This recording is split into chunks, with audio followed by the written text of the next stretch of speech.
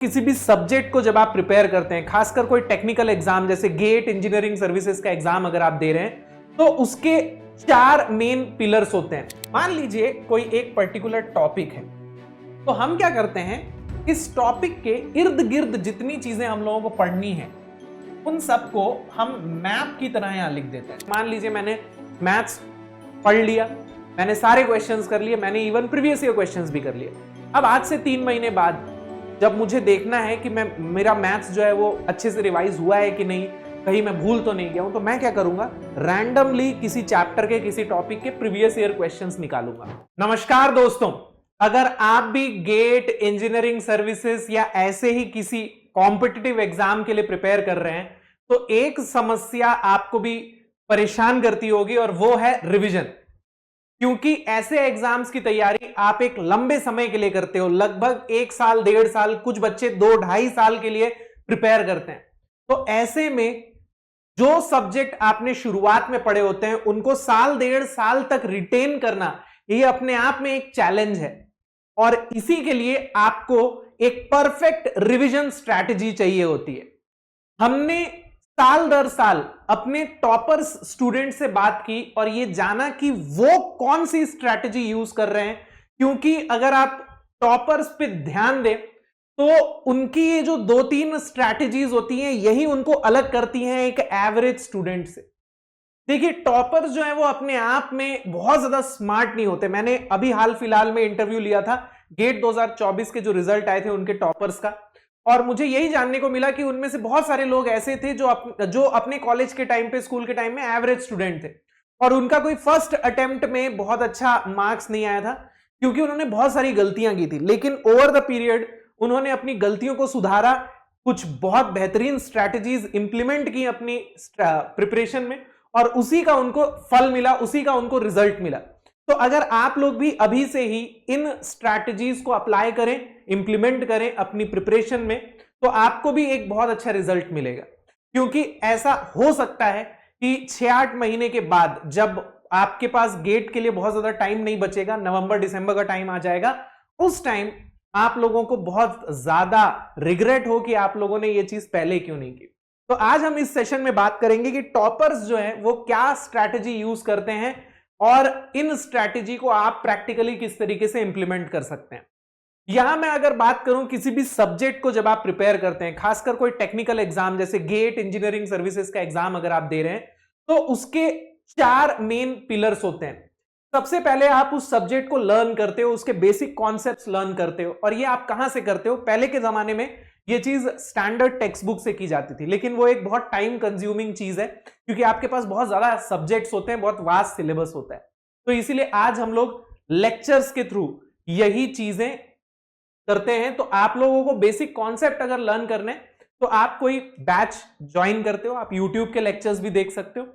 उसके बाद एक बार आपको बेसिक कॉन्सेप्ट्स क्लियर हैं, तो आप जानते ही हो कि गेट जो एग्जाम है वो इन कॉन्सेप्ट्स का एप्लीकेशन होता है। उसमें क्वेश्चंस ऐसे आते हैं कि आप डायरेक्ट कॉन्सेप्ट के ऊपर क्वेश्चन नहीं सॉल्व करते हो, आप उन कॉन्सेप्ट को अलग अलग तरीकों से अप्लाई करना सीखते हो। तो उसके लिए बहुत जरूरी होता है प्रैक्टिस।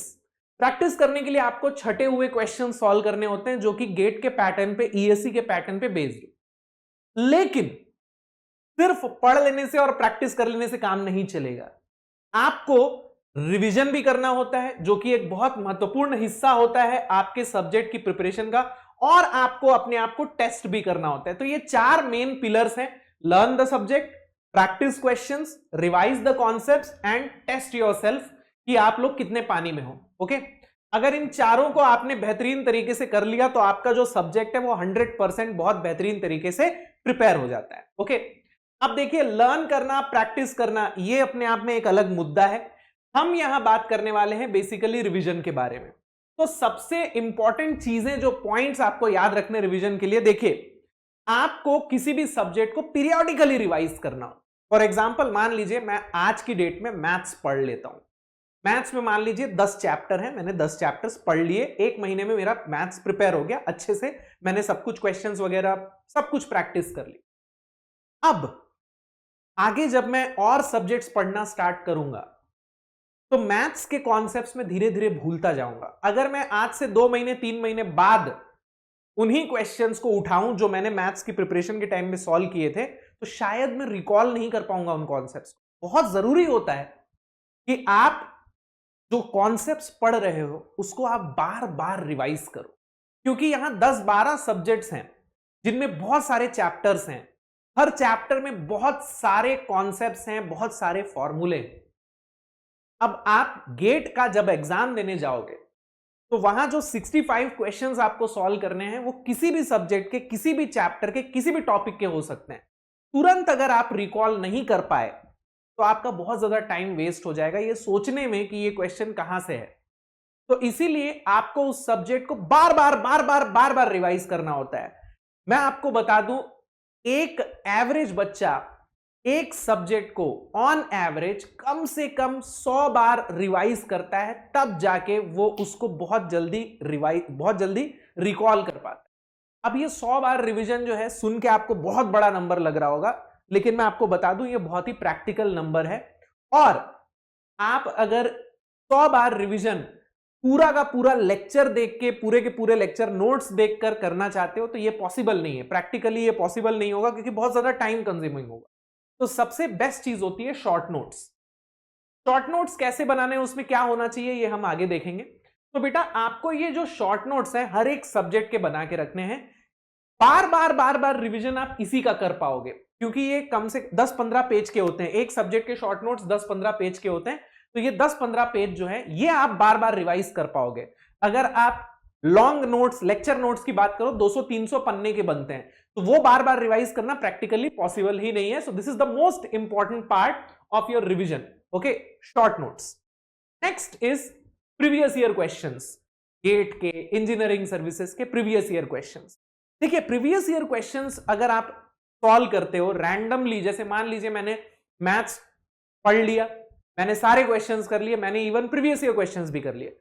अब आज से 3 महीने बाद जब मुझे देखना है कि मेरा मैथ्स जो है वो अच्छे से रिवाइज हुआ है कि नहीं, कहीं मैं भूल तो नहीं गया हूं, तो मैं क्या करूंगा, रैंडमली किसी चैप्टर के, किसी टॉपिक के प्रीवियस ईयर क्वेश्चंस निकालूंगा, सॉल्व करूंगा। अगर मैं अच्छे से सॉल्व कर पा रहा हूं तो मुझे पता चल जाएगा कि हाँ मेरे कॉन्सेप्ट्स अभी भी इंटैक्ट हैं। अगर मान लो मैं अटक रहा हूं तो मैं क्या करूंगा, वापस से उस पर्टिकुलर टॉपिक को अच्छे से पढ़ूंगा और फिर दोबारा से उन्हीं क्वेश्चंस को अटेम्प्ट करूंगा।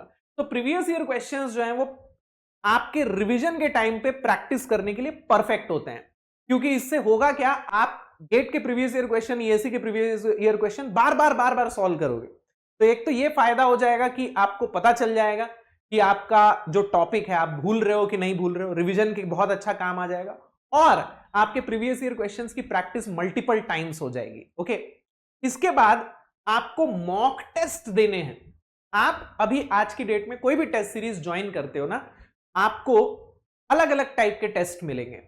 टॉपिक वाइज टेस्ट होते हैं जिसमें कुछ चैप्टर्स होते हैं, एक सब्जेक्ट को 3-4 टेस्ट में डिवाइड कर दिया जाता है। जैसे 10 चैप्टर हैं तो एक टेस्ट में 2 चैप्टर, दूसरे टेस्ट में 2 चैप्टर, ऐसे डिवाइड कर दिया जाता है। तो टॉपिक वाइज टेस्ट होते हैं। फिर सब्जेक्ट वाइज टेस्ट, मतलब एक टेस्ट एक सब्जेक्ट का। उसके बाद आपको मॉक टेस्ट मिलते हैं जिसमें सारे सब्जेक्ट के क्वेश्चन होते हैं। तो मॉक टेस्ट आपको अभी नहीं देना है, आपका 70-80% सिलेबस जब कवर हो जाए तब आप मॉक टेस्ट स्टार्ट करते हो, ओके। लेकिन अभी आप सब्जेक्ट वाइज और टॉपिक वाइज टेस्ट लिख सकते हो। जैसे आपको मैथ्स अच्छे से प्रैक्टिस करना है, आपको रिवीजन करना है, तो आप क्या करो, का एक टेस्ट दे दो। जैसे मान लो लीनियर अलजेब्रा का मैंने टेस्ट दिया, अगर मेरे को टेस्ट में अच्छे मार्क्स मिल रहे हैं, अगर प्रॉब्लम मेरे कॉन्सेप्ट में नहीं है तब तो ठीक है। लेकिन अगर मान लो मैं कॉन्सेप्ट में ही, जैसे मान लो रैंक निकालने का क्वेश्चन ही नहीं बना पा रहा हूं मैं, तो मुझे समझ में आ गया कि रैंक वाला जो कॉन्सेप्ट है वो मेरा वीक है, मेरे को वापस से उसको रिवाइज करना पड़ेगा। तो this is a very good thing अगर आपको टेस्ट करना है अपने आप को कि आप कोई चीज भूल रहे हो या नहीं, okay. Analyse the gaps and revise from lectures. तो यहां आप पीवाईक्यूज और टेस्ट के क्वेश्चंस जब सॉल्व करोगे तो आपको प्रॉपर एनालिसिस करना है कि कौन कौन से कॉन्सेप्ट्स हैं जहां मेरे नॉलेज में गैप्स हैं, और फिर उन गैप्स को फिल करना है, यानी कि उनको वापस से पढ़ना है। पहले शॉर्ट नोट्स से पढ़ो, अगर तब भी नहीं याद आ रहा तो आप लेक्चर नोट्स उठा के वापस से पढ़ो, अगर तब भी नहीं याद आ रहा तो फिर लेक्चर ही देख लो, ओके। तो बार बार इन गैप्स को ढूंढो और उनको फिल करते जाओ, ओके। तो ये कुछ इंपॉर्टेंट पॉइंट्स है। अब आते हैं शेड्यूल के ऊपर।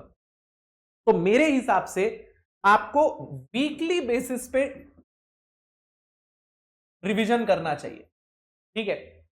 क्योंकि डेली तो पॉसिबल नहीं है, क्योंकि आपको लेक्चर्स भी देखने हैं, डीपीपीज भी सॉल्व करनी है, पीवाईक्यूज भी सॉल्व करने हैं, तो आपको वीकली रिवीजन करना है।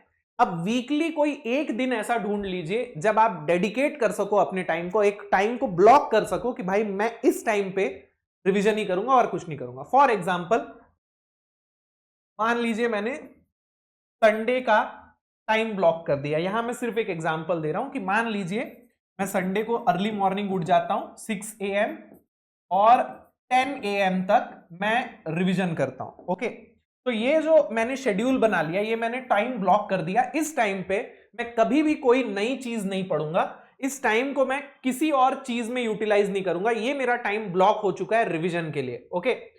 अब इस 4 घंटे में मुझे रिवाइज क्या करना है, तो वो चीज भी आपको शेड्यूल बनानी पड़ेगी।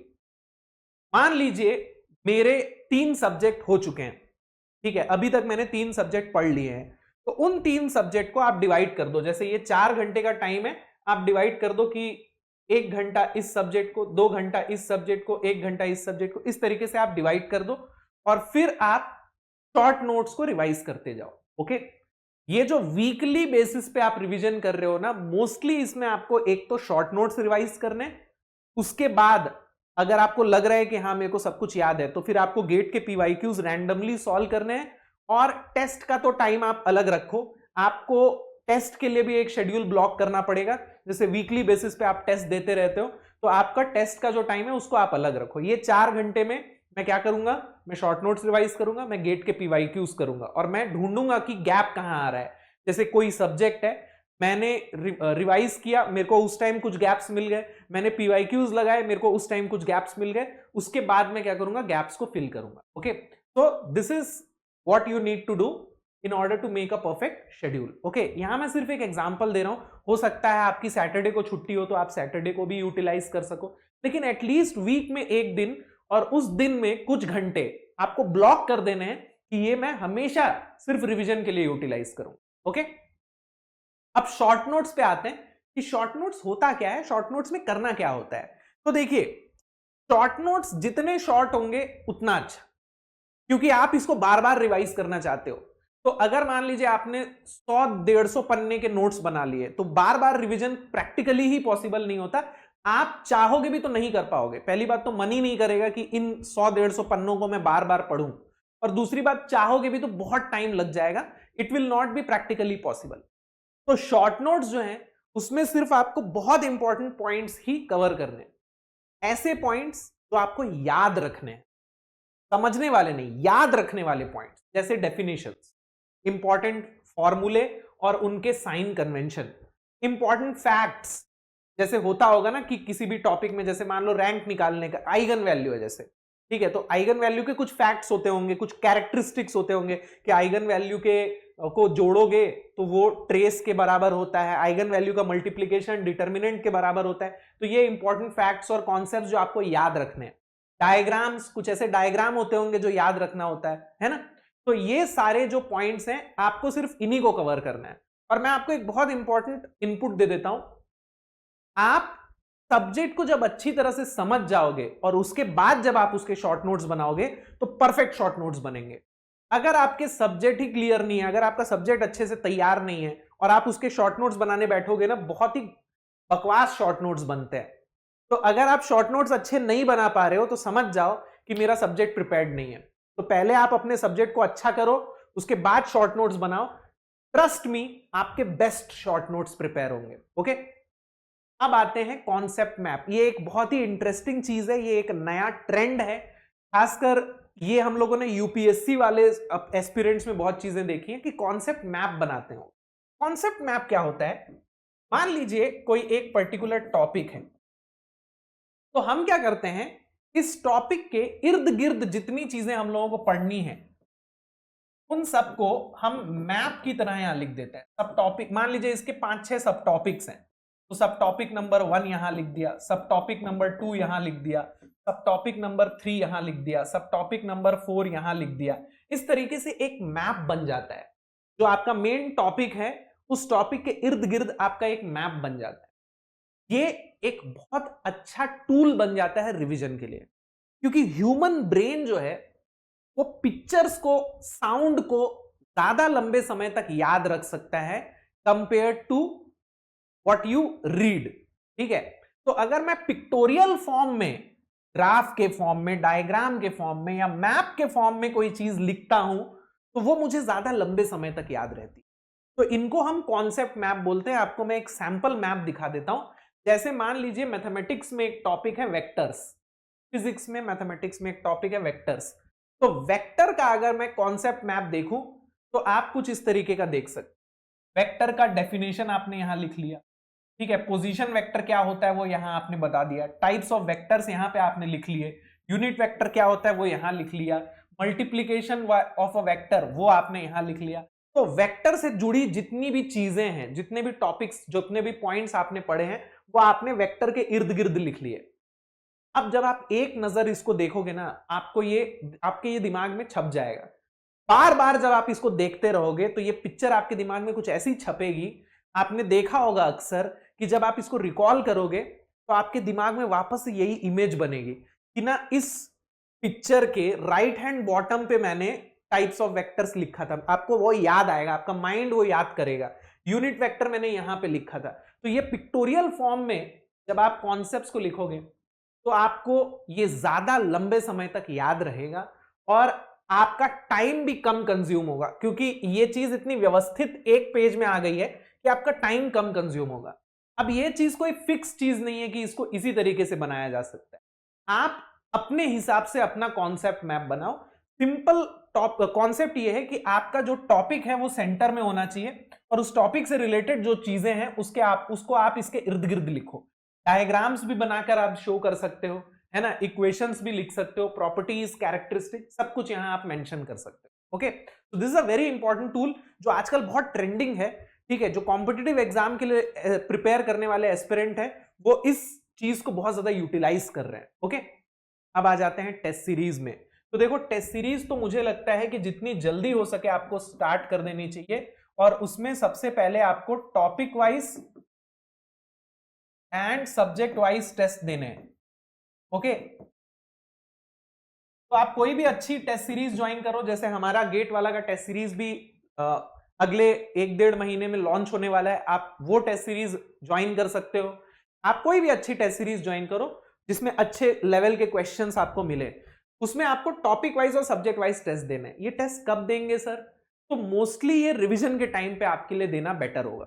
जैसे मैं स्ट्रेंथ ऑफ मटेरियल, कोई भी एक, जैसे मैथमेटिक्स की बात कर लेता हूं। मैथमेटिक्स में पढ़ लिया मैंने, मैथमेटिक्स के सारे डीपीपी क्वेश्चंस, सारे पीवाईक्यू सब लगा लिए। मेरा मैथमेटिक्स जो है बहुत अच्छे से प्रिपेयर हो गया है। अब जब मैं मैथमेटिक्स को रिवाइज करूंगा ना, तो उस रिवीजन के टाइम पे मैं ये टेस्ट दूंगा। जैसे मान लीजिए आज मैंने लीनियर अलजेब्रा का टेस्ट दे दिया।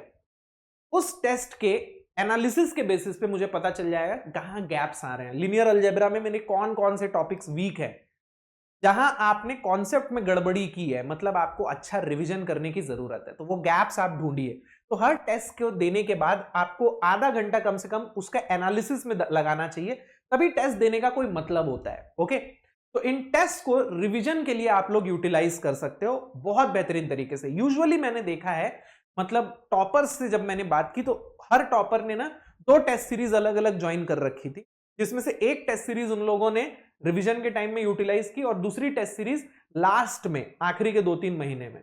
आप चाहो तो एक सिंगल टेस्ट सीरीज भी, क्योंकि जैसे हमारे यहाँ पे लास्ट जो हम लोगों ने लास्ट ईयर टेस्ट सीरीज निकाली थी उसमें 95 प्लस टेस्ट थे, लगभग 100 के आसपास टेस्ट थे, 1000-1500 से ज्यादा क्वेश्चंस थे। तो इतने सारे क्वेश्चंस आपको मिल जाते हैं, इतने सारे टेस्ट आपको मिल जाते हैं आजकल टेस्ट सीरीज में। एक टेस्ट सीरीज भी काफी है। आप उसके सब्जेक्ट वाइज और टॉपिक वाइज टेस्ट जो है वो रिवीजन के लिए यूज कर लो और बाकी मॉक टेस्ट जो है वो आप लास्ट क्लास में दोगे ही। ओके, तो this is all for a perfect revision strategy. अब आपको इसके अलावा भी अगर कोई क्वेरी है रिवीजन से रिलेटेड तो आप इस वीडियो के कमेंट में जरूर बताइएगा and I will try to help you as much as I can. So thank you so much and all the best for your revision.